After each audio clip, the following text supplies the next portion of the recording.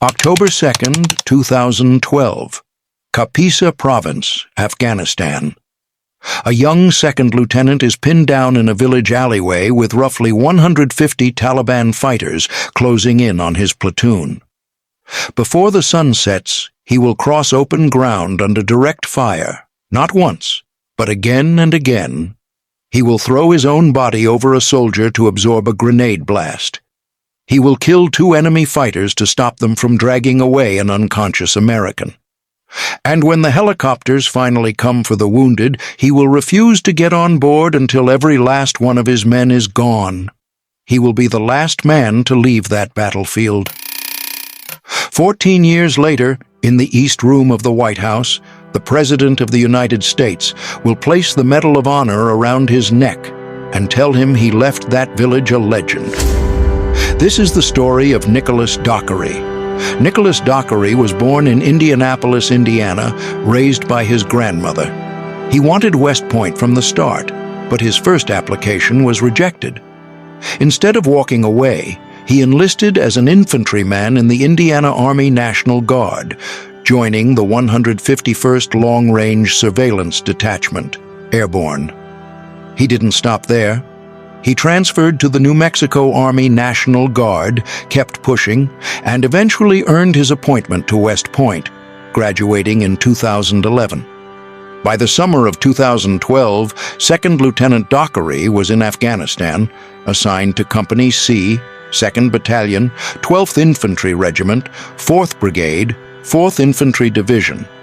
He was leading a platoon in Kunar and Kapisa provinces, 2 of the most dangerous stretches of the entire Afghanistan conflict.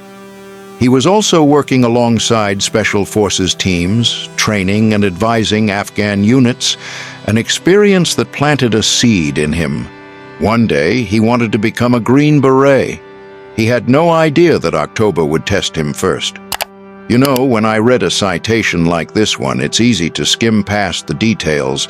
Open ground, 6 rooms cleared, grenade blast, like it's just a sequence of events. But having spent time in uniform myself, I can tell you what those words actually mean.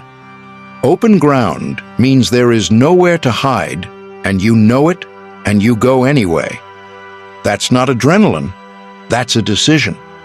And it's a decision that most people will never have to make in their entire lives. On the morning of October 2, 2012, Dockery's platoon left Forward Operating Base Tagab to provide security for a meeting between U.S. forces and local leaders. What should have been a routine security mission turned into a 4-hour battle when a large, well-armed Taliban force ambushed the platoon and their Afghan partners. Dockery didn't wait for the situation to stabilize. He crossed 100 yards of open terrain under direct enemy fire to reach American soldiers who needed help. When he learned a soldier had been wounded and was pinned inside a building occupied by enemy fighters, he fought his way in.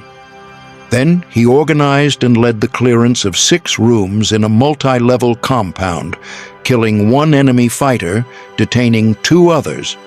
In the middle of that fight, an enemy grenade landed near his team.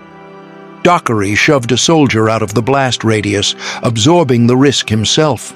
He didn't stop to recover.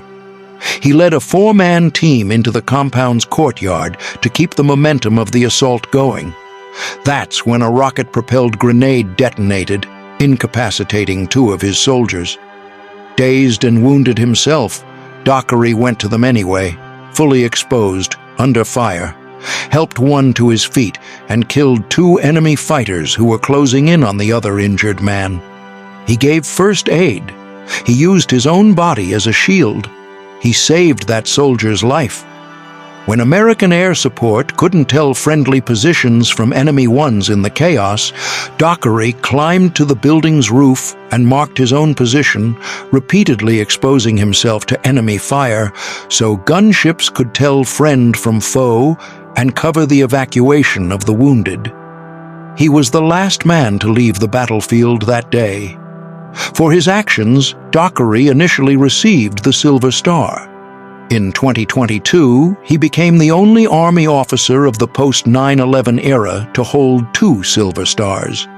Years later, Indiana Congressman Jim Baird introduced legislation to upgrade one of those Silver Stars to the Medal of Honor.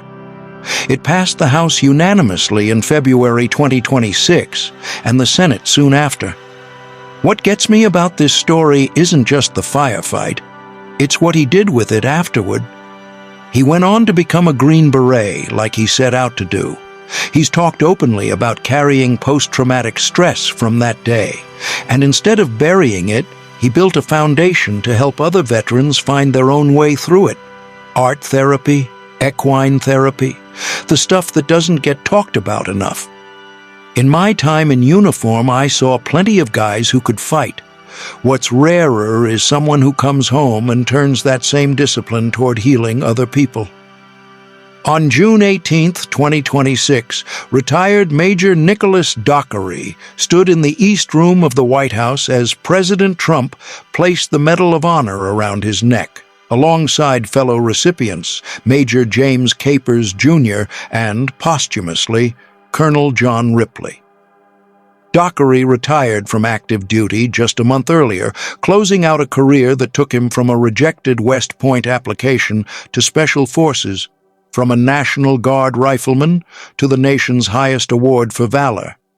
14 years after that battle in Kapisa Province, the last man off the battlefield finally got the recognition the rest of us are only now learning about.